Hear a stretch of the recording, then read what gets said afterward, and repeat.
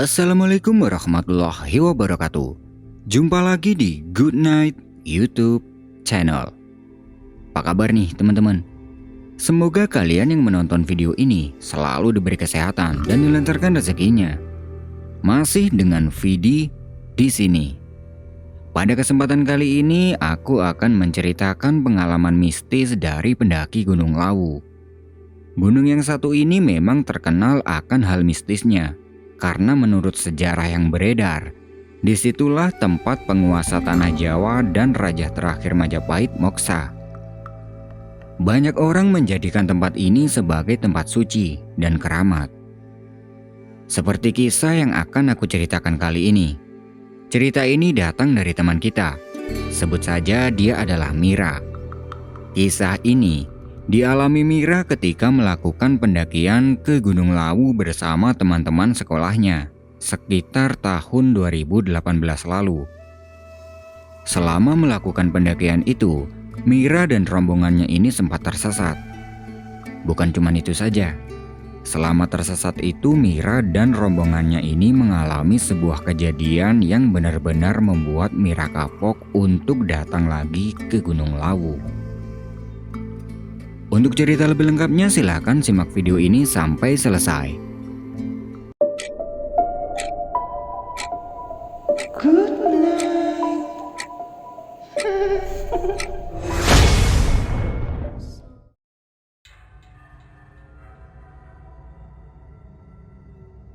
Berawal dari ajakan mendaki gunung. Hari itu, Mira dan satu temannya lagi ini sedang makan di kantin sekolah. Dan tidak lama kemudian, ada satu temannya lagi yang datang. Kalian berdua mau ikut nggak? Ucap Indri, temannya yang baru datang itu. Ikut kemana, Indri? Temanku anak IPS 3, mereka ngadain pendakian ke Gunung Lawu. Ah, nggak deh, aku nggak pernah daki-daki gitu. Makanya biar pernah ikut aja. Banyak kok anak-anak kelas lain yang ikut.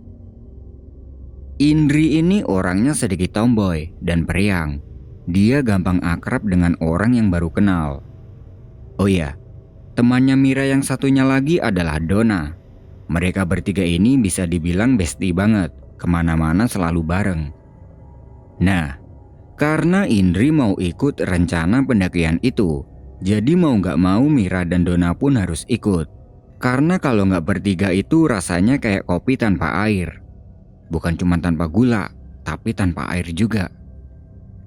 Setelah kenyang makan di kantin, Indri langsung pergi untuk mendaftarkan kedua bestinya itu ke kakak kelasnya yang membuat rencana pendakian itu. Singkat cerita, 2 hari setelah pembicaraan di kantin itu, semua anak yang akan ikut mendaki berkumpul di ruang pramuka untuk membahas rencana pendakian itu.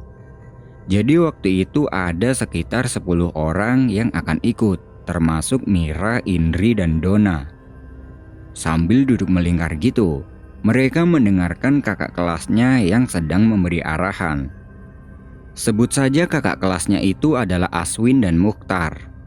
Mereka berdualah yang membuat rencana pendakian ini, dan yang akan ikut pendakian itu kebanyakan adalah anak pramuka. Karena minggu depan sekolah ada libur 3 hari, untuk keberangkatan ditetapkan pada hari Sabtu. Karena hari Senin dan Selasa depannya sekolah lagi libur. Setelah selesai memberi arahan dan menetapkan hari keberangkatan, mereka pun bubar. Singkat cerita, hari Sabtu setelah pulang sekolah, Mira, Indri, dan Dona berbondong-bondong datang ke sekolahan dengan membawa perlengkapan pribadi yang sudah dibahas tempo hari. Di situ anak-anak sudah pada sibuk menata peralatan yang sudah disiapkan oleh Aswin dan Mukhtar. Setelah semuanya sudah dikemas, mereka menunggu peserta lain yang belum datang. Jadi waktu itu masih ada 2 orang lagi yang belum datang. Setelah cukup lama menunggu, mereka berdua tidak kunjung datang. Seringkali Aswin menghubungi mereka dan katanya mereka masih ada kendala di perjalanan menuju ke sekolah. Karena takut keburu sore, akhirnya Aswin memutuskan untuk berangkat duluan aja ke lokasi dan meminta dua orang tersebut agar langsung menyusul ke lokasi saja. Berangkatlah mereka 8 orang menuju ke base camp Gunung Lawu via Candi Ceto. Sesampai di sana, Aswin pergi ke pos untuk meminta izin, sementara Mukhtar sibuk dengan dua orang yang belum datang tadi. Setelah selesai mengurus izin, mereka menunggu dua orang tersebut. Tapi sudah hampir 1 jam menunggu, mereka tidak juga datang. Alasannya ban motornya ini bocor di perjalanan, jadi harus ditambal dulu. Karena takut keburu malam, Aswin mengambil keputusan untuk membagi rombongan ini menjadi 2 grup. Grup 1 ada 5 orang dan dipimpin oleh Mukhtar, sedangkan sisanya di grup 2 yang dipimpin oleh Aswin sendiri. Aswin meminta Mukhtar untuk jalan dulu dan memintanya agar menunggu di pos 3 atau di pos 4. Sementara Aswin tetap di sini dulu untuk menunggu 2 orang tersebut. Nah, waktu itu Aswin membawa tali rafia dengan tujuan untuk safety, siapa tahu nanti dibutuhkan. Dia memberikan tali rafia itu ke Mukhtar dan meminta sama dia agar diikat di pohon-pohon di jalur pendakian untuk tanda. Karena Aswin sendiri belum pernah mendaki lewat sini. Oke lah, rombongan dibagi menjadi 2 grup. Mira, Indri, dan Dona ikut di grup 2 yang akan dipimpin oleh Aswin. Kemudian, Mukhtar dan 3 orang lainnya memulai perjalanan. Mereka sengaja membagi grup menjadi 4 dan 6 orang dengan tujuan biar nggak ganjil. Karena kalau ganjil itu mitosnya ya gitulah. Sekitar 30 menit kemudian, kelihatan tuh 2 orang cowok datang yang tidak lain mereka adalah orang yang sedang ditunggu. "Maaf mas, tadi ban motornya bocor, jadi harus ditambal dulu," ucap salah satu dari mereka. "Ya udah nggak apa-apa, parkirin motornya, cepet," pinta Aswin. Setelah diparkir, mereka tanya, "Yang lain mana mas? Kok cuman berempat?" "Mukhtar udah jalan dulu, habis ini kita nyusul," jawab Aswin. Indri yang orangnya tomboy sempat memarahi mereka. "Kalian ini mesti nggak tepat waktu dan segala macam." Karena sebelumnya, 2 orang itu yang mengajak Indri. Mereka adalah anak IPS 1. Berhubung sekarang sudah lengkap, mereka pun langsung memulai perjalanan menyusul rombongannya Mukhtar. Perjalanan mereka itu dimulai sekitar jam 4 sore. Di awal-awal perjalanan, masih belum ada yang aneh. Sesekali mereka melihat tali rafia kuning yang diikat Mukhtar di beberapa pohon. Setelah cukup lama berjalan, sampailah mereka di pos 1 yang dinamakan Mbah Branti. Sampai di situ mereka istirahat dulu karena sudah masuk waktu maghrib. Sambil istirahat itu Mira tanya-tanya ke Aswin, "Mas, masih jauh ya ke puncaknya?" "Masih jauh, ini aja baru pos 1. Kalau capek pada bilang ya, jangan pada diam," jawab Aswin. Di pos 1 itu, kondisinya Mira masih cukup fit. Setelah habis waktu maghrib, mereka lanjut jalan lagi untuk menyusul rombongannya Mukhtar. Mereka berjalan berpatokan tali rafia kuning yang diikatkan Mukhtar. Singkat cerita, sampailah mereka di pos 2. Di situ ada beberapa pendaki lain yang sedang istirahat.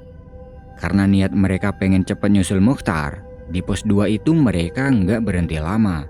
Hanya beberapa menit saja, kemudian lanjut berjalan lagi.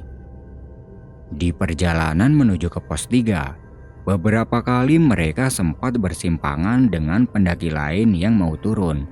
Dan Aswin bertanya pada beberapa pendaki itu, "Mas, tadi di pos 3 lihat ada rombongan yang jumlahnya 4 orang nggak?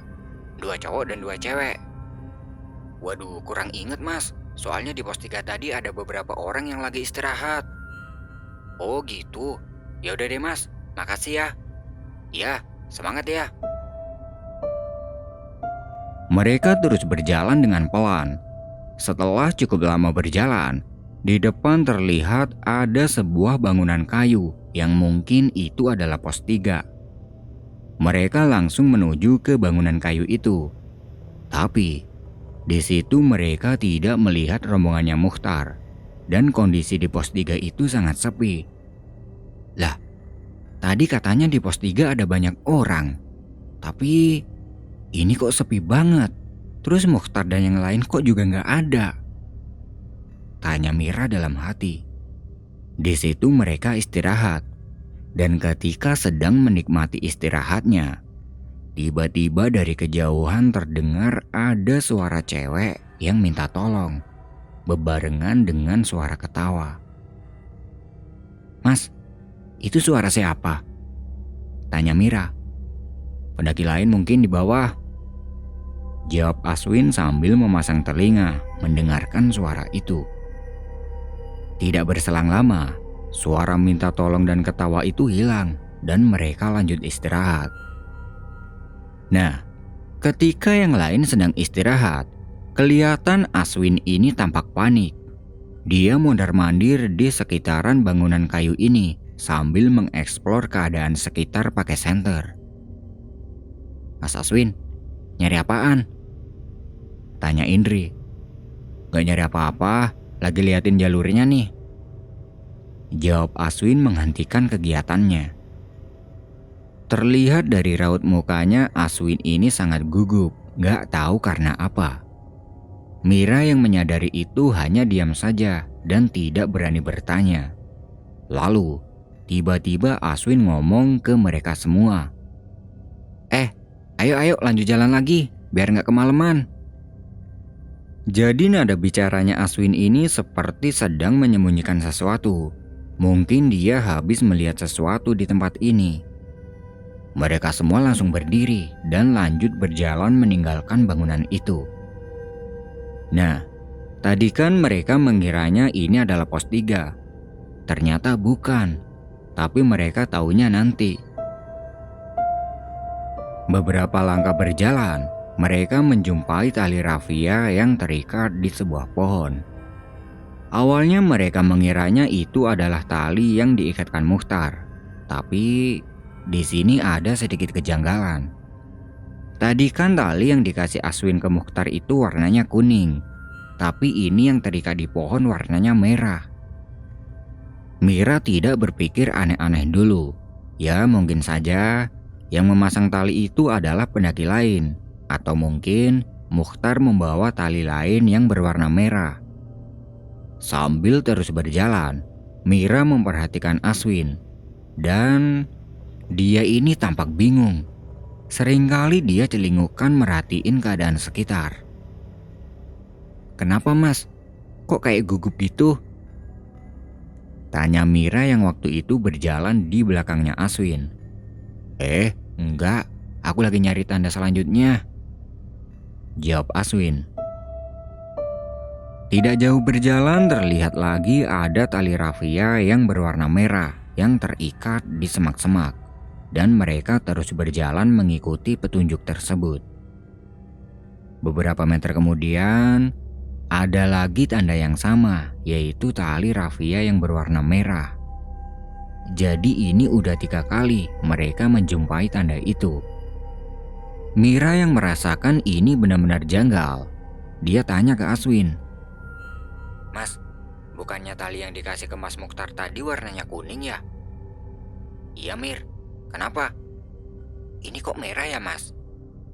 Tanda dari pendaki lain mungkin." Mira menganggapnya begitu dan mereka terus berjalan.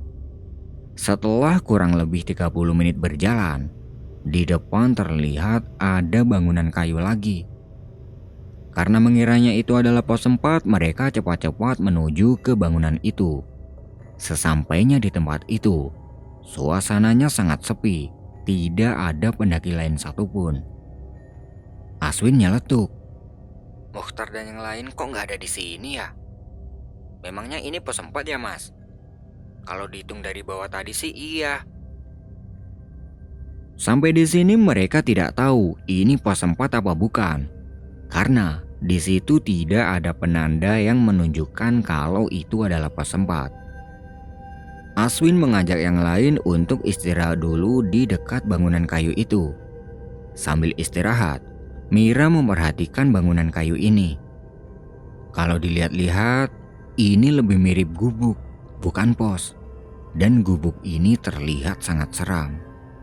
Seluruh bangunannya ditumbuhi rumput dan lumut.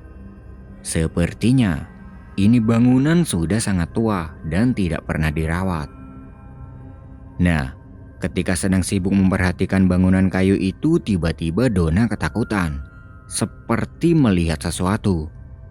Dia langsung lari mendekati teman-temannya sambil histeris gitu. "Donna, kamu kenapa? Ada putih-putih lewat tadi di sana." "Putih-putih apa, Don?" "Gak tahu, Mas. Tadi lewat di sana." Semuanya langsung merinding. Lalu Aswin mengajak mereka untuk meninggalkan tempat ini. Udah, ayolah kita lanjut jalan lagi," ucapnya dengan sedikit panik.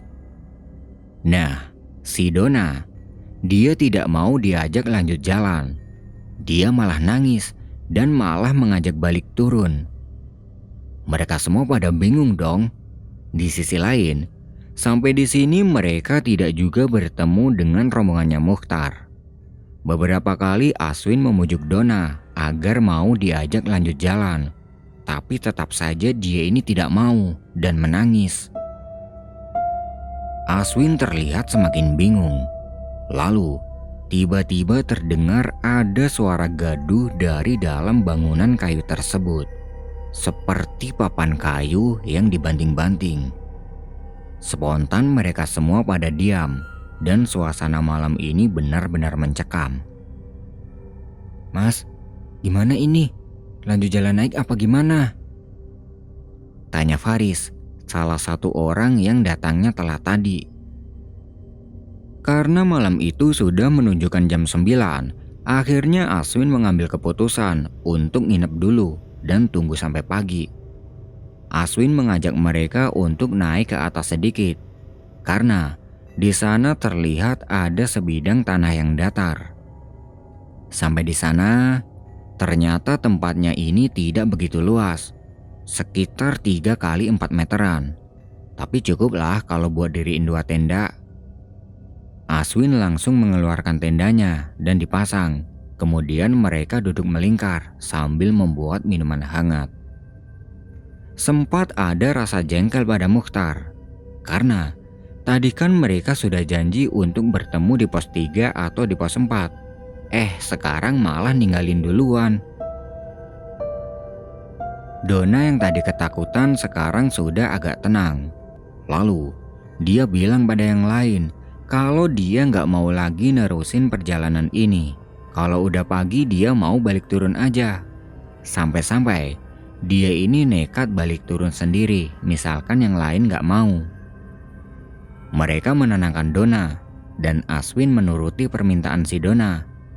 Misal malam ini mereka tidak bertemu dengan rombongannya Mukhtar, mereka memutuskan untuk balik turun saja besok. Karena malam semakin larut, Aswin mengajak mereka untuk istirahat. 3 cowok tidur di satu tenda, sedangkan Mira, Indri, dan Donna tidur di tenda 2. Keesokan harinya, mereka semua bangun. Dan pagi itu mereka dibuat tidak habis pikir. Ternyata, tempat mereka camp ini adalah di tepi lembah. Dan itu sangat bahaya kalau sampai terperosok ke dalam lembah. Gubuk kayu yang mereka singgahi semalam tiba-tiba juga tidak ada. Padahal semalam mereka ini mendirikan tendanya itu tidak jauh dari gubuk tersebut. Bingunglah mereka semua. Di sisi lain, tempatnya ini sangat rimbun. Vegetasinya tertutup rapat. Sampai-sampai cahaya matahari pun tidak bisa menembus vegetasi hutan ini. Aswin mengajak 2 orang yang cowok untuk cepat-cepat membereskan tendanya.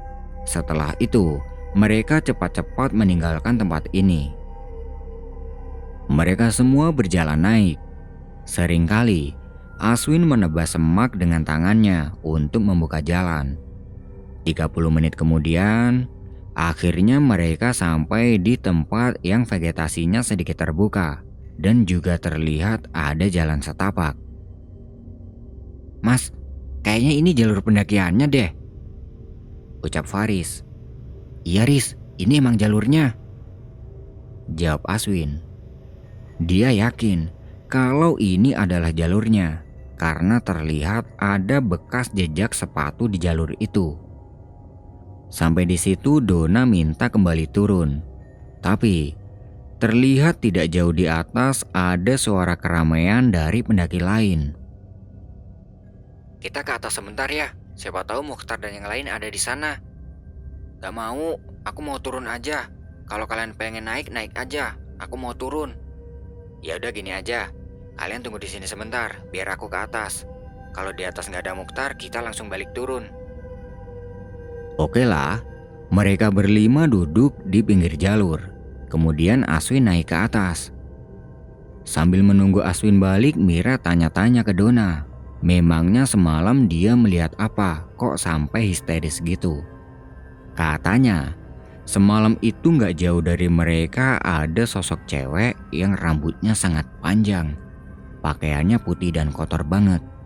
Dia berjalan merangkak dan menyeberangi jalur. Setelah Donna menceritakan itu, tiba-tiba Faris nyahut. Iya sama, aku juga ngelihat ada cewek yang merangkak di belakang gubuk kayu. Makanya aku langsung tanya ke Mas Aswin, mau lanjut naik atau gimana?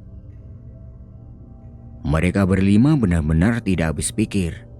Baru pertama kalinya naik gunung, udah disambut sama yang horor. Dan pendakian ini membuat Mira kapok. Lain kali dia tidak akan mau lagi diajakin naik gunung lagi. Tidak lama kemudian dari atas Aswin datang bersama Mukhtar. Mas, ini gimana sih? Kok kita malah ditinggal? Ucap Indri dengan kesal. Iya maaf, ayo kita ke atas dulu, habis ini kita balik turun, jawab Mukhtar. Mereka ikut naik ke atas dan sampailah mereka di tempat yang dituju. Sesampai di sana, mereka kaget bukan main karena terlihat ada tulisan pos 3 di sebelah bangunan kayu. Kalau ini pos 3, terus bangunan yang dikira pos semalam itu bangunan apa? Batin Mira. Mukhtar meminta mereka untuk sarapan dulu karena kebetulan pagi itu dia masak sangat banyak. Sambil makan-makan dia menjelaskan pada yang lain kalau semalam dia sudah menunggu di pos 3 ini, tapi Aswin dan yang lain tidak kunjung sampai di sini. Dia mikirnya mungkin Aswin dan yang lain ini tidak jadi nanjak atau bagaimana. Karena saking lamanya gak sampai-sampai, dia memutuskan untuk camp di pos 3 saja dan balik turun besok. Karena mungkin Aswin dan yang lain ini kenapa-napa. Aswin juga cerita semua kepada Mukhtar tentang kejadian semalam, termasuk tentang tanda raffia yang berwarna merah yang mereka ikuti. Kata Mukhtar, dia tidak membawa tali raffia lain selain tali raffia kuning yang dikasih Aswin di basecamp kemarin. Dan katanya, dia juga ngikat di banyak pohon untuk tanda. Di sini Mukhtar tanya pada yang lain, apa mau lanjut jalan atau bagaimana. Tapi Donna tetap dengan keputusannya untuk kembali turun. Akhirnya ya sudahlah, mereka juga tidak bisa memaksakan keadaan. Setelah makan-makan itu Mukhtar dan yang lain berkemas dan kembali turun. Di sepanjang perjalanan turun, seringkali Mukhtar menunjukkan tanda raffia kuning yang sudah dia ikat di beberapa pohon, yang itu terlihat sangat jelas. Tapi semalam Aswin dan yang lain tidak melihat ada tanda ini. Malahan tanda lain yang mereka lihat. Dan tanda-tanda yang lain itu tidak mereka jumpai selama perjalanan turun hingga sampai ke base camp.